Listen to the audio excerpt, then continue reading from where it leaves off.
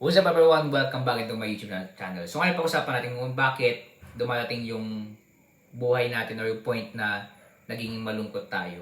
Yung naging emotional tayo. Okay? Yung parang nawawalan tayo ng tiwala sa sarili. Okay?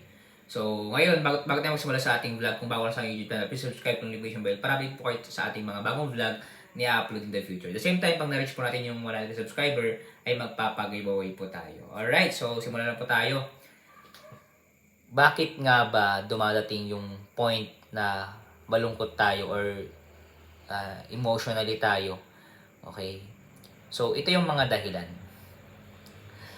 Una sa lahat, dahil sa kawalan ng support system. Okay? At minsan, mag-isa lang tayo. Wag nating maganda yung nasa nature tayo. Kung maganda yung sa thumbnail ko, nasa nature ako.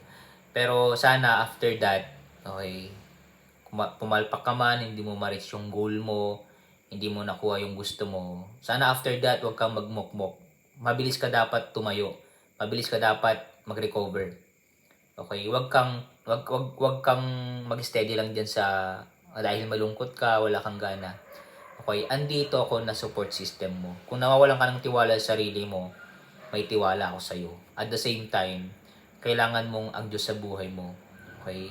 Okay lang na mag-isa ka minsan, pero kailangan mo rin salamuha sa mga ibang tao, especially sa mga negosyante. Punta ka sa mga seminar, kaya punta ka sa akin. Okay? Message mo lang ako. Kung gusto mo bumili ng libro ko, message mo ako sa Facebook page, official link. Pwede mo akong kausapin. Kailangan ko ng support system. Andito ako. Okay? So, I'm here to guide you. At dito ako. Okay, sama-sama tayong magpapatuloy. Salamat po sa inyong panonood. Dito muna tayo and see you in my next vlog. God bless.